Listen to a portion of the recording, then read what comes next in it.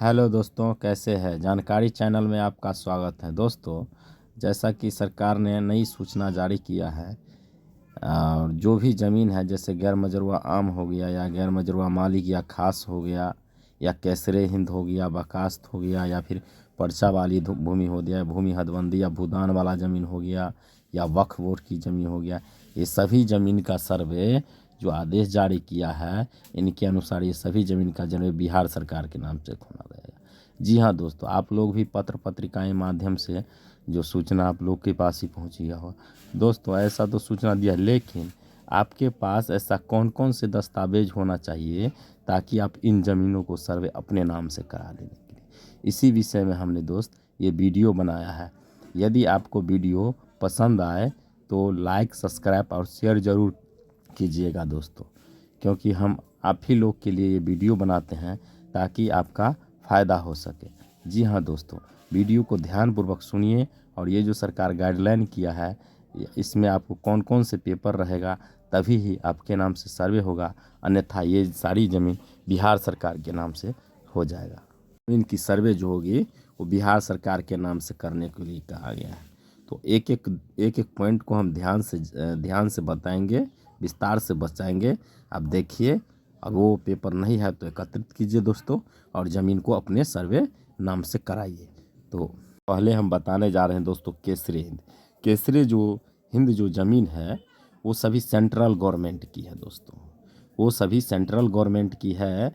और जैसे rail line जो इस पर बिछा हुआ, कोर्ट कचहरी जो बना हुआ है, कोर्ट कचहरी जो बना हुआ है, जो भी सेंट्रल गवर्नमेंट के अधीन जो भी शाखा बिहार के अंदर है और उस पर जो भी चीज़ बना हुआ वो सभी सेंट्रल गवर्नमेंट की है। उसकी जो खाता खोला जाएगा वो सेंट्रल गवर्नमेंट के ही नाम से खोला जाएगा। जी हाँ दोस्तों, उसके लिए आपके पास कोई पेपर का होना ना होना कोई मैंडेटरी नहीं है। वो ज़मीन सरकार के ही नाम से खाता खोला जाएगा, वो कंपलसरी है। उसमें आप लोग कुछ भी नहीं कर सकते, जितना भी केसरी हिंद ज़मीन है। ठीक है दोस्तों, अब हम बताते हैं अब हम बताते हैं वक्फ बोर्ड की ज़मीन। वक्फ बोर्ड तो आप लोग जानते ही होंगे कि यह मुसलमान का ज़मीन होता है, मुसलमान के द्वारा ही दान किया हुआ भूमि होता है। कोई मुसलमान जानिए, या तो उसके पास अधिक भूमि था तो वक्फ में दान कर दिया, या फिर कोई अपना भारत से दूसरे देश चला गया और जाते जाते अपने ही वक्फ में दान कर दिया। एक बोर्ड है, उसी बोर्ड में दान कर दिया गया, तो वो भी ज़मीन बिहार सरकार के ही नाम से खाता खोला जाएगा। हालांकि दखल कब्जा में वक्फ बोर्ड ही दिया जाएगा। ये भी ज़मीन के लिए आपके पास कोई भी ऐसा पेपर नहीं होगा कि आप अपने नाम से सर्वे करा सकते, ना ही ये ज़मीन का आपके नाम से सर्वे होगा। जी हाँ दोस्तों, ये ज़मीन मुस्लिम कम्युनिटी की है और वही जो है सो बिहार सरकार के नाम से खाता खुलेगा, लेकिन लिखाएगा कब्जा कॉलम वक्फ बोर्ड। अब हम देखते हैं भूदान की ज़मीन। जी हाँ दोस्तों, भूदान की जो ज़मीन होती है, जैसे कि आप लोग जानते हैं, आज़ादी के बाद 1950 के बाद विनोबा भावे द्वारा भी कई गरीब किसानों को भूदान में दिया गया। दोस्तों, यदि भूदान में उसको दिया गया होगा तो भूदान उसके पास पर्चा होगा और लगान रसीद होगा। यदि पर्चा और लगान रसीद देता है तब तो उस व्यक्ति के नाम से खाता खोल दिया जाएगा। अन्यथा यदि पर्चा और लगान रसीद नहीं देता है तो वो भी बिहार सरकार के ही नाम से खोला जाएगा खाता। अब देखते हैं, यदि भूदान वाला किसी को भूदान में मिला हुआ है और वो ज़मीन यदि बेच दिया तो दोस्तों दान वाला ज़मीन बेचा नहीं जा सकता है। और वो आदमी यदि बेच दिया है तो उसका भी खाता बिहार सरकार के ही नाम से खुलेगा। जो केवाला लिया है उसके भी नाम से नहीं खुलेगा, और जिसके नाम से दान दिया गया था उसके भी नाम से नहीं खुलेगा। हाँ, यदि नहीं बेचा है, वो व्यक्ति यदि खुद का यूज कर रहा है, उसके पास भूदान पर्चा है, लगान रसीद अपडेट में कट रहा है, ज़मीन पर कब्जा है, तो वो आदमी अपने नाम से खाता खुला सकता है। और वर्तमान में अपने नाम से खाता खोला सकते हैं, यानी दान वाला ज़मीन बेचा नहीं जा सकता। आप यूज कीजिए, खेती करके, कृषि करके उपयोग कीजिए, लेकिन बेच दिए है तो उसका मान्यता नहीं होगा। कोई सेल डीड दिखाएगा तो उसका भी मान्यता नहीं होगा। जो आदमी वर्तमान में जोतावाद कर रहे हैं भूदान के नाम से, उसके पास पर्चा है और रसीद भी कट रहा है, तो उसके ही नाम से खाता खोला जाएगा। यदि किसी के पास भूदान का ज़मीन मिला है, यदि उसके पास कोई डॉक्यूमेंट नहीं है, तो वो डॉक्यूमेंट जिला अभिलेखागार में जाके निकालने, तो उसके लिए अच्छा रहेगा। ऑफिस खुला होता है डीएम या एडीएम के ऑफिस के बगल में भी ये भूदान वाला पर्चा मिलता है। तो आप लोग जाइए, यदि आपके पूर्वज के नाम से ज़मीन भूदान में मिला हुआ है तो आप जाइए, उस ऑफिस में जाइए। एडीएम या डीएम के ऑफिस के बगल में ही इसका ऑफिस होता है, भूदान वाला ऑफिस। बोलिएगा, जाइएगा तो कहिए भूदान वाला ऑफिस कहाँ पर मिलता है, कहाँ पर है, तो वहाँ पे आपको पता चल जाएगा। वहाँ जाइए और पर्चा अपने पूर्वज के नाम से निकाल लीजिए, तो आपको इस सर्वे में आपके नाम से खाता खोल दिया जाएगा। अन्यथा ये ज़मीन बिहार सरकार के ही नाम से खाता खोलेगा। अब है भू हदबंदी। जी हाँ दोस्तों, भू हदबंदी कानून ही लाया गया था क्योंकि कुछ समाज के, अपने ग्राम पंचायत के जो समाज वर्ग के कुछ के पास इतना बहुत ज़्यादा ज़मीन था और कुछ के पास कुछ नहीं ज़मीन था। तो सरकार ने एक हद मान दिया कि शिक्षित भूमि यानी कृषि योग्य भूमि आप 15 एकड़ से कम, 15 एकड़ से ज़्यादा नहीं रख सकते। और अशिक्षित भूमि जो भी कृषि योग्य नहीं है वो भूमि आप 18 एकड़ से ज़्यादा नहीं रख सकते। ये हद मान दिया, इसी को कहते हैं भूमि हदबंदी। और इसके द्वारा सीलिंग एक्ट पर्चा भी दिया गया गरीब आदमी को, जो भी गरीब खेती करने वाले थे उन लोगों को भी पर्चा दिया गया। इसमें सरकार मैंडेटरी की, यदि भूमि हदबंदी के थ्रू जो भी ज़मीन अधिशेष बचा, मान लीजिए 15 एकड़ 18 एकड़ किसी के नाम ज़मींदार अपने नाम का, जो भी अधिशेष बचा वो सारी ज़मीन जो है सरकार अपने नाम से खाता खोलेगी। वह और जिसको भी सीलिंग एक्ट पर्चा मिला और वो अभी वर्तमान में भू हदबंदी के थ्रू जो सीलिंग एक्ट आया उसके तहत जो पर्चा मिला, वर्तमान में अभी जोत आबाद कर रहा है, ज़मीन पर दखल कर रहा है, तो उसके नाम से खाता खोलेगा। अन्यथा यदि वो सीलिंग एक्ट पर्चा वाला ज़मीन, भूमि हदबंदी वाला ज़मीन यानी सीलिंग एक्ट पर्चा वाला ज़मीन किसी को विक्रय कर दिया, क्रय कर दिया, तो उसके नाम से खाता नहीं खोला जाएगा। वो भी ज़मीन बिहार सरकार के ही नाम से खाता खोल। जी हाँ दोस्तों, भू हदबंदी के थ्रू जो भी आप लोगों को ज़मीन मिला होगा और यदि आपके पास पर्चा है सीलिंग एक्ट वाला और जोत आबाद कर रहे हैं, वर्तमान में दखलदार हैं, तो आपके या आपके वंशज के नाम से खाता खुल जाएगा। मान लीजिए आपके पूर्वज को भू हदबंदी के थ्रू पर्चा मिला और आप अभी जोत आबाद कर रहे हैं, आपके परदादा थे जिसको मिला, आप अभी जोत आबाद कर रहे थे, आप ही के नाम से खोलेगा नहीं। यदि आपका पूर्वज बेच दिया वो सीलिंग भू हदबंदी वाला ज़मीन जो मिला हुआ था, सीलिंग एक्ट पर्चा द्वारा बेच दिया, तो न तो विक्रेता के नाम से अब खाता खुलने वाला है और ना ही तो क्रेता के नाम से। अब वो ज़मीन का जो है जो खाता बिहार सरकार के ही नाम से खोलेगा, क्योंकि भू हदबंदी जो सीलिंग एक्ट पर्चा दिया गया था वो ज़मीन को विक्रय नहीं कर सकते, आपके यूज के लिए, पर्सनली यूज के लिए दिया गया था। तो दोस्तों आपने ये समझ गया। अब अगला देखिए, अगला है दोस्तों बकास ज़मीन। बकास बहुत, आखिर ये बकास ज़मीन होता क्या दोस्तों? ये बकास ज़मीन भी कृषि योग्य भूमि थी, जो कि पहले रैयत कोई ना कोई, यानी सर्वे होने 1885 अधिनियम आने से पहले कोई ना कोई रैयत जोत आबाद कर रहा था, कृषि हो रहा था, काश्त कृषि हो रहा था। लेकिन क्या हुआ, रैयत लगान नहीं दिया। रैयत लगान नहीं देने के कारण में वो ज़मींदार क्या किया, अपने खुद वो ज़मीन पर कब्जा कर लिया और ले लिया।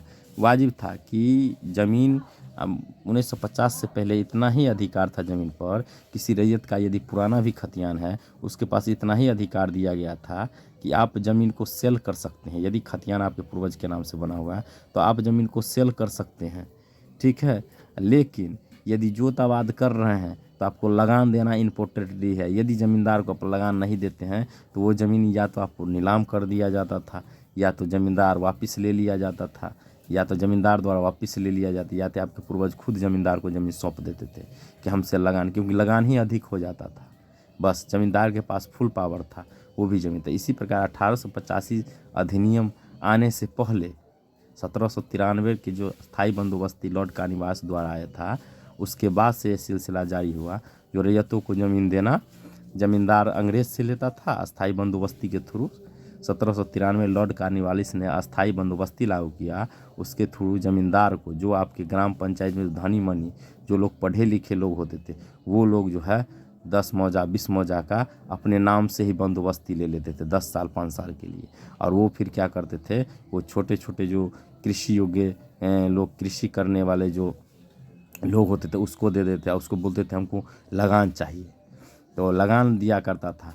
तो वैसे ज़मीन का जब सर्वे करने की बारी आई, वैसे ज़मीन जो जब कृषि योग्य था, किसान जो जोता था, कई किसान तो लगान दे रहा था, तो उन लोगों का जो लगान दे रहा था 1885 के नियमावली आया तो उन लोगों का रैयत का नाम से खतियान खोले। लेकिन कई लोग क्या करते थे, लगान ही नहीं देते थे, लगान नहीं दे पाते, इसलिए वो ज़मींदार वापस अपने हिस्से में कर लिया। जब वो आया सर्वेयर 1885 के नियमावली के थ्रू 1892 में जो सर्वे चालू हुआ तो उन सभी ज़मीन जिस पर कृषि होता था, जो किसान की ज़मीन थी, उन सभी ज़मीन पर बकास्त मालिक लिख दिया गया। तो ज़मीन मालिक का हो गया, यानी बकास्त मालिक ज़मीन ज़मींदार का हो गया। अब क्या हो गया, जब ज़मींदारी उन्मूलन हुई भूमि सुधार अधिनियम से 1950 के साथ, धारा 507 के साथ, तब क्या हुआ, ज़मींदार के पास अधिशेष ज़मीन रह गया। कृषि भूमि भी अधिशेष था, इसीलिए अधिशेष था, लेकिन उसमें भी कहा गया था भूमि हदबंदी के थ्रू कि आप 15 एकड़ से ज़्यादा शिक्षित भूमि और अशिक्षित भूमि 18 एकड़ से ज़्यादा नहीं रख सकते हैं। लेकिन कुछ ऐसे भी ज़मींदार थे जो कि सरकार को आंखों में धूल झोंक के अधिक से अधिक ज़मीन रख लिए। और कुछ ऐसे भी ज़मींदार थे जो क्या किए, अपने परिवार में बंटवारा करके अलग अलग नाम से जमाबंदी कायम करा लिए। जो पारिवारिक बंटवारा कर लिए वो तो है, लेकिन अधिशेष भूमि जो बचा बकास्त, जिसका कि लगान नहीं निर्धारण किया या फिर किसी रैयत को नहीं बेचा, वो अगर किसी रैयत को भी बेच देते या फिर बंदोबस्त कर देते तो उस रैयत का हो जाता। लेकिन अभी भी अधिशेष बचा हुआ उन सभी बकास्त भूमि को जो है सरकार अपने नाम से सर्वे करे। उन सब बकास्त, मान लीजिए किसी ज़मींदार की ज़मीन थी, ज़मींदार ने किसी को बेच दिया, जिसके पास केवाला है उसके नाम से सर्वे कर दिया जाएगा। और ऐसा ज़मीन जिसकी न बेचा और न ही किसी को बंदोबस्त किया था ज़मींदार, तो वैसे ज़मीन की जो सर्वे है वर्तमान में बिहार सरकार के ही नाम से खुलेगा। क्योंकि ज़मींदार जो रखेगा वो 15 एकड़ से कम ही रखेगा, तो 15 एकड़ तक है तो ठीक है। इससे अधिक ज़मीन यदि ज़मींदार के पास, वर्तमान में ज़मींदार के वंशज के पास पाया जाता है, तो सभी ज़मीन को जो है वर्तमान में बिहार सरकार के ही नाम से खाता खुले। दोस्तों, बकास्त के बारे में ध्यानपूर्वक सुनिए। अधिशेष भूमि, बकास्त तो रहेगा, कृषि योग्य है, बकास्त है। 15 एकड़ से यदि ज़्यादा भूमि उनके पास है कृषि योग्य भूमि, तो उन सभी ज़मीन, अभी जो वर्तमान में उनका वंशज जो है ज़मींदार के वंशज, 15 एकड़ से ज़्यादा कृषि भूमि यदि पाया जाएगा बकास्त में, तो वो ज़मीन सरकार अपने नाम से ही सर्वे करेगा। और नहीं, यदि ज़मींदार द्वारा, ये ज़मींदार के वंशज द्वारा ज़मीन बिक्री कर दिया गया बकास्त, तो जो आदमी लिया उसके नाम से सर्वे किया। यदि नहीं बिक्री किया है और ज़मींदार के पास अधिशेष ज़मीन है, तो उन सभी बकास्त भूमि का सर्वे जो है बिहार सरकार अपने नाम से करेगी। अब हम बताने जा रहे हैं वासगिर्द पर्चा। दोस्तों, ये भी लिस्ट में दिया गया है अपने पत्र पत्रिकाएं के माध्यम से। वासगिर्द पर्चा की ज़मीन जो है सरकार अपने नाम करने जा रही है। जी हाँ दोस्तों, अब आप लोग को सुन के कि हमको तो वासगिर्द पर्चा मिला, फिर मेरा ज़मीन बिहार सरकार काहे लगा। दोस्तों, ध्यानपूर्वक सुनिए। क्या होता है कि वासगिर्द की जो पर्चा करता है किसी रैयती की भूमि से ही करता है। मान लीजिए आपके पूर्वज कई वर्षों से उस ज़मीन पर रह रहे हैं, वो रैयती भूमि थी, घर बना के रह रहे हैं, और किसी अभियान के थ्रू आपको वासगिर्द पर्चा मिल गया, अंचल अधिकारी के थ्रू आपके पूर्वज को मिला, और आप भी वर्तमान में दखलदार हैं और लगान रसीद भी दे रहे हैं, और दखलदार हैं, तो यह सर्वे जो है वासगिर्द पर्चा की ज़मीन की आपके ही नाम से होगी। और किस अवस्था में ये सरकारी हो जाएगी।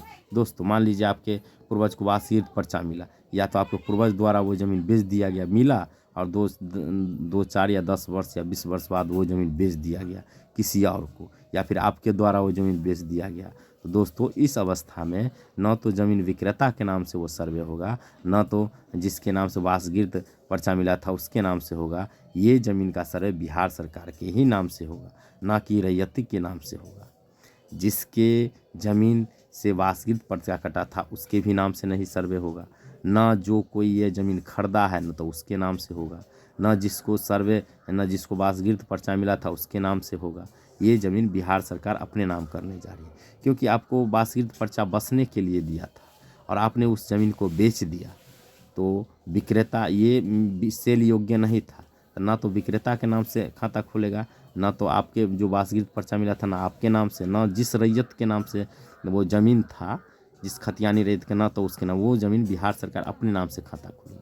और जो व्यक्ति अभी वासगिर्द पर्चा के आधार पर ज़मीन बसे हुए है, उसके पास वास्तविक पर्चा है और लगान रसीद नहीं भी कट रहा है तो घबराने की कोई बात नहीं है। वास्तविक पर्चा के आधार पर आपके नाम से उस ज़मीन के सर्वे कर दिया जाएगा। यदि वास्तविक पर्चा आपके पास उपलब्ध नहीं है, मान लीजिए लेकिन मिला था कभी और खो गया किसी भी कारण, अगलगी हो गया, जल गया, फट गया, तो आप जाके अंचल में वास्तविक पर्चा निकलवा लीजिए। यदि ऐसा नहीं निकलता है तो आप एक ध्यान रखिए, यदि वास्तविक पर्चा वाली ज़मीन पर बसे हुए हैं तो खाता खेसरा निकाल के और सर्वे फॉर्म भरिए और सर्वे अधिकारी को बोलिएगा कि मुझे वास्तविक पर्चा मिला था आप डायरी से, तो उनके पास जो भी आपके मौजे का वास्तविक पर्चा जितने लोगों को मिला होगा ना, सबका लिस्ट होगा, तो आपका भी पूर्वज का लिस्ट होगा, तो आपके नाम से खाता खोल दिया जाएगा। जी हाँ दोस्तों, लेकिन जो भी लोग वास्तविक पर्चा वाली ज़मीन को खरीदे हैं वो लोग के नाम से खाता नहीं खुलेगा। अगर सैलरीड भी देगा तो वो लोग के नाम से खाता नहीं खुलेगा। ये ध्यानपूर्वक सुन लीजिए, वास्तविक पर्चा की ज़मीन सेल योग्य नहीं थी। अब हम बताने जा रहे हैं आपको गैर मजरूआ से संबंधित ज़मीन की। गैर मजरूआ का तो मतलब आप लोग जानते हैं, गैर मतलब नहीं, मजरूआ मतलब कृषि। ऐसे भूमि जिस पर कृषि कार्य नहीं हो वो सभी ज़मीन गैर मजरूआ ज़मीन कहलाता है। उसकी अलग अलग कैटेगरी बांटा गया है, जैसे गैर मजरूआ आम, गैर मजरूआ खास, गैर मजरूआ मालिक।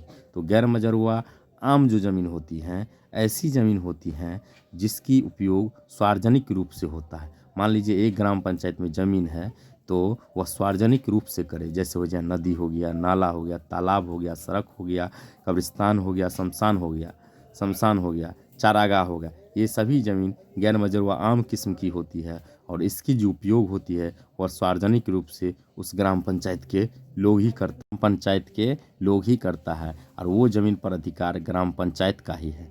वो ज़मीन की बंदोबस्ती जो है वर्तमान सरकार किसी विशेष व्यक्ति के नाम से नहीं कर सकता। उस ज़मीन का बंदोबस्ती सार्वजनिक रूप से होने वाले किसी कार्य पर, जैसे स्कूल खुलाना हो, कॉलेज खुलाना हो, तो ये सब खुलाना हो तो ग्राम पंचायत के आदेश से, ग्राम पंचायत जो सरपंच होते हैं उसके आदेश से ही उस ज़मीन की बंदोबस्ती कर सकती है सरकार। यदि कोई व्यक्ति अपने विशेष रूप से अपने नाम से यदि गैर मजरूआ आम ज़मीन की बंदोबस्ती करा रखी है वर्तमान सरकार से, तो उस नाम से खाता नहीं खुलेगा दोस्तों, वो बिहार सरकार के ही नाम से खाता खुलेगा। देखते हैं कि कुछ लोगों को जमींदार द्वारा गैर मजरूआ आम ज़मीन की बंदोबस्ती पर दिया गया, यानी सादा हुक्मनामा दिया गया। जी हाँ दोस्तों, तो वैसे व्यक्ति जिसको 1/1/1946 से पहले यदि कोई सादा हुक्मनामा या बंदोबस्ती किया गया जमींदार द्वारा और उसके रिटर्न में नाम है, वर्तमान में लगान रसीद कट रहा है और वर्तमान में ज़मीन का स्वरूप बदला हुआ है, तो उस व्यक्ति के नाम से ही खाता खुलेगा, उस व्यक्ति के ही नाम से खाता खुलेगा। जैसे मान लीजिए नदी था और उस पर भी वर्तमान में कृषि हो रहा है, वह चारागाह था, वर्तमान में कृषि हो रहा है और कृषि को देखते हुए ज़मींदार ने बंदोबस्त कर दिया था 1946 से पहले। 1946 से पहले का बंदोबस्त या सादा हुक्मनामा, रिटर्न जमाबंदी में नाम होना चाहिए, वर्तमान में दखलकार है तो उस व्यक्ति के नाम से खाता खोल दिया जाएगा, अन्यथा ये गैर मजरूआ आम ज़मीन की जो खाता है वो बिहार सरकार के ही नाम से खुलेगा। जी हाँ दोस्तों, इसीलिए पत्र पत्रिकाओं में आपने देखते हैं गैर मजरूआ आम ज़मीन की खाता जो है बिहार सरकार के ही नाम से खोला जाएगा, क्योंकि ज़मींदार को पावर थी 46 से पहले कि यदि नेचर चेंज हो जाए, ज़मीन का नेचर बदल जाए, नदी है तो जैसे खेती होने लगा, चारागाह है उस पर कृषि योग्य होने लगा, तो ज़मींदार द्वारा क्या करते थे, उसका किसी व्यक्ति विशेष के नाम से बंदोबस्त कर देते थे और उनसे वो लगान रसीद लिया करते थे। और फिर जब ज़मींदारी उन्होंने ही जिन जिन लोगों को बंदोबस्त किया उसका रिटर्न में नाम दे दिया और उन लोगों के नाम से लगान रसीद कटने लगा, उनके पास बंदोबस्ती पेपर आ गया, वो लोग खाता खुलवा सकते हैं। बताने जा रहे हैं दोस्तों महत्वपूर्ण जानकारी, गैर मजरूआ मालिक या खास। दोस्तों गैर मजरूआ मालिक या खास जो होती है वो एक ही प्रकार की ज़मीन होती है, ठीक है। गैर मजरूआ मालिक ज़मीन जो होती है, गैर मजरूआ मालिक या खास, वो एक ही ज़मीन होती है, वो भी ज़मींदार की ज़मीन थी। अब इसमें भी सरकार का आदेश है कि इस ज़मीन का खाता भी बिहार सरकार के ही नाम से खुलेगा। जी हाँ दोस्तों, अब किस परिस्थिति में आपके नाम से खुलेगा और किस परिस्थिति में बिहार सरकार के नाम से, ये जानकारी होना आपको बहुत ही ज़रूरी है। दोस्तों देखिए, इसमें भी क्या है कि यदि ज़मींदार द्वारा किसी को बंदोबस्ती किया गया तो वो बंदोबस्ती पत्र 1/1/1946 से पहले का होना चाहिए, या फिर सादा हुक्मनामा दिया गया तो 1/1/1946 से पहले का होना चाहिए, और रिटर्न में नाम होना चाहिए। वर्तमान में दखल कब्जा होना चाहिए ज़मीन पर, वर्तमान में दखल कब्जा होना चाहिए, और लगान रसीद कट रहा है तो उसी रैयत के नाम से खाता खोला जाएगा। अन्यथा यदि 46 से बाद की बंदोबस्ती है तो बिहार सरकार के ही नाम से खाता खुलेगा। कोई कब्जा करके बैठा है तो दोस्तों, कब्जा करने से कुछ नहीं होने वाला है, ये ज़मीन का खाता बिहार सरकार के ही नाम से खुलेगा। बहुत सारे लोगों को बिहार सरकार द्वारा भी गैर मजरूआ मालिक या खास भूमि का बंदोबस्ती पत्र दिया होगा। अगर वो लोग वर्तमान में दखलकार हैं, ज़मीन का लगान रसीद दे रहा है तो उसके नाम से खाता खुला। वो लोग यदि बंदोबस्ती वाला ज़मीन जो बिहार सरकार के नाम से बंदोबस्ती हुआ और वो ज़मीन यदि सेल कर दिया, किसी को बेच दिया, तो दोस्तों विक्रेता के नाम से खाता नहीं खुलेगा, वो ज़मीन वापस सरकार के ही नाम में चला जाएगा। क्योंकि बंदोबस्ती आपको लोगों को जीवन यापन के लिए दिया था, बेचने के लिए राइट नहीं क्रिएट होता। यदि बिहार सरकार द्वारा बंदोबस्ती की गई है गैर मजरूआ मालिक या खास भूमि की, और वर्तमान में यदि आप दखलदार हैं, लगान रसीद कटा रहे हैं, बंदोबस्ती पत्र आपके नाम से है, तो खाता आपके नाम से खुलेगा। यदि आपने या आपके पूर्वज ने बिहार सरकार द्वारा बंदोबस्ती किया हुआ है ज़मीन बेच दिया, तो ना कि विक्रेता के नाम से खाता खुलेगा और ना जिसके नाम से बंदोबस्ती हुआ था उसके नाम से। ये ज़मीन वापस बिहार सरकार के ही नाम से खाता खुलेगा। यदि ज़मींदार द्वारा किसी को बंदोबस्ती किया गया था 1/1/1946 से पहले और उसका रिटर्न में नाम है, वर्तमान में लगान रसीद कट रहा है, दखल कब्जा में है, और वो ज़मीन यदि बेच भी दिया होगा ना किसी को, गैर मजरूआ मालिक या खास ज़मीन किसी को बेच दिया हुआ केवालाधारी के, और केवालाधारी के दखल में है, तो केवाला जिसके नाम से है उसका ही नाम से खाता खुलेगा। क्योंकि ज़मींदार द्वारा जो बंदोबस्ती किया गया था उसके पास पावर था, और उन बंदोबस्ती का मान्य है जो 1/1/1946 से पहले ज़मींदार द्वारा किया गया था। ज़मींदार द्वारा मान लीजिए आपके पूर्वज के नाम से बंदोबस्ती किया गया था, और रिटर्न में भी नाम है, लगान रसीद भी कट रहा था, आपके पूर्वज ने किसी को विक्रय कर दिया, तो जो आदमी खरीदा है वो अपना केवाला दिखा के सर्वे करा सकते हैं। मान लीजिए बहुत सारे ऐसे होंगे जो गैर मजरूआ मालिक या खास ज़मीन खरीदे होंगे किसी न किसी से, तो वो ज़मीन वो खरीदे होंगे, लेकिन जो जिससे आप खरीदे ना उनसे जाके आप बंदोबस्ती पत्र ले लीजिए। बंदोबस्ती पत्र जो है उसका नकल निर्गत करा लीजिए, तभी आपके नाम से खाता। क्योंकि आपको ये प्रूफ करना होगा कि ये ज़मीन जो है ज़मींदार द्वारा बंदोबस्ती किया गया था। इसीलिए यदि सादा हुक्मनामा हो तो सादा हुक्मनामा, तो बंदोबस्ती पत्र आप ज़मीन विक्रेता से ले लीजिए, और रिटर्न अगर वो नहीं मिले तो रिटर्न में नाम होगा, तो रिटर्न निकलवाने की कोशिश कीजिए। तो रिटर्न में नाम भी होगा तो आप केवाला लगा के दीजिए, केवाला और रिटर्न पेपर दीजिएगा तो आपके नाम से खाता खुल जाएगा। और यदि नहीं रिटर्न में नाम है तो लगान रसीद और केवाला दीजिएगा। अब तो जांच का विषय होगा कि देखेगा आपके नाम से जो रिटर्न है कि नहीं है। तो रिटर्न यदि होगा, वास्तव में रिटर्न होगा, रिटर्न में नाम होगा, तभी आपका खाता खोला जाएगा, अन्यथा आपका केवाला के आधार पर भी खाता नहीं खोला जाएगा। लेकिन बहुत सारे लोग क्या किए हैं, फर्जी तरीके से बंदोबस्ती भी बना लिए हैं। अगर बंदोबस्ती भी किया गया होगा तो सरकार के पास डायरी है, 1946 से पहले की बंदोबस्ती का डायरी है, उन डायरी से मिला। वैसे भी जो ऑनलाइन अपलोड किया जा रहा है, बहुत सारे ज़िला का जो है रिटर्न अपलोड कर दिया गया है, और भी ज़िला का अपलोड धीरे धीरे कर रहा है। तो वैसे हमने एक वीडियो भी बनाया है जो रिटर्न कैसे निकालते हैं, उसे 5-7 ज़िला का जो है रिटर्न उपलब्ध है, और जो भी ज़िला का नहीं है उस ज़िला का भी रिटर्न। तो आप लोग कोशिश कीजिए, यदि कोई भी ज़मीन यदि अब गैर मजरूआ मालिक या खास पर दखलदार है तो आप रिटर्न निकालने की कोशिश कीजिए।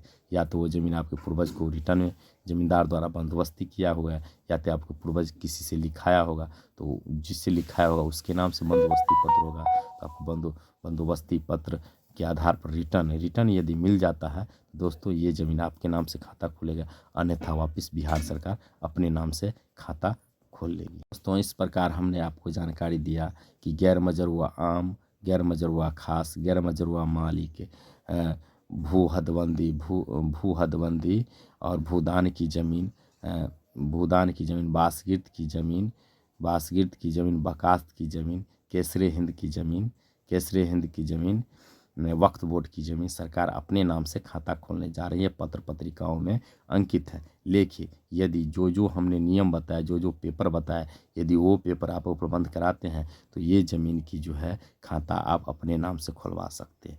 जी हाँ दोस्तों, गैर मजरूआ यदि ज़मीन है, गैर मजरूआ आम खास या मालिक ज़मीन है तो 1/1/1946 से पहले का बंदोबस्ती पत्र होना चाहिए, आपके पास रिटर्न में नाम होना चाहिए, वर्तमान में ज़मीन पर कब्जा हो और लगान रसीद कट रहा हो तो आपके नाम से जो है सो खाता खोल दिया जाएगा, खाता खोल दिया जाएगा। यदि वासकृत पर्चा वाली ज़मीन है आपके पास, यदि आप वर्तमान में दखलदार है, आपके पास वासकृत पर्चा है तो आपके नाम से खाता खोल दिया। नहीं, किसी व्यक्ति ने वासकृत पर्चा को ज़मीन को खरीद लिया है तो न तो क्रेता के नाम से खाता खोलेगा, ना कि विक्रेता के नाम से खाता खोलेगा, न ज़मीन जिसका ज़मीन था उसके नाम से, वो बिहार सरकार के नाम से हो जाएगा। जी हाँ दोस्तों, और बकास्त वाला ज़मीन, बकास्त वाला ज़मीन तो वही लिमिट है कि यदि 15 एकड़ से कोई ज़मींदार कम 15 एकड़ से कम ज़मीन रखा हुआ है तो ज़मींदार के नाम से खाता खुलेगा, अन्यथा बिहार सरकार के नाम। यदि कोई ज़मींदार ने ज़मीन बकास ज़मीन बेच दिया तो जो सेल डीड लिया है उसके नाम से खाता खुलेगा। और केसरी हिंद तो सेंट्रल गवर्नमेंट के ही हाथ नाम से ही खाता खुलेगा। भू हदबंदी और सीलिंग एक्ट पर्चा वाली ज़मीन यदि कोई बेच दिया है तो सरकार के नाम से खाता खुल जाएगा। यदि नहीं, सीलिंग एक्ट पर्चा मिला है भू हदबंदी के थ्रू तो फिर जिसके नाम से पर्चा निर्गत है उसके नाम से। तो मैंने सारी जानकारी विस्तार से दिया है दोस्तों। यदि आपको एक बार में नहीं समझ आए तो इस वीडियो को दोबारा सुनिए दोस्तों, समझ बूझ के और जो जो पेपर बताएं उसको एकत्रित कर लीजिए, अन्यथा आपकी ज़मीन हो सकता है कि बिहार सरकार के नाम से खाता खुल जाए। दोस्तों, यदि जानकारी अच्छी लगी तो आप चैनल को लाइक सब्सक्राइब और शेयर कर लीजिए। लाइक सब्सक्राइब और शेयर करिए, क्योंकि जब भी हम नया वीडियो अपलोड करेंगे तो बेल आइकन ज़रूर दबाइएगा ताकि आपके पास नया नोटिफिकेशन जाए। दोस्तों, सब्सक्राइब जब आप करते हैं तो हमको भी कुछ फ़ायदा हो जाता है, हम आपके लिए वीडियो बनाते हैं तो आपको भी कुछ फ़ायदा हो जाता है। इतना मेहनत से वीडियो बनाते हैं तो आप एक सब्सक्राइब नहीं कर सकते, एक लाइक नहीं कर सकते, तो सोचिएगा लाइक सब्सक्राइब और शेयर करने से जो मैंने इतना मेहनत से वीडियो बनाया है उसका जो है मेहनताना मिल जाए। धन्यवाद।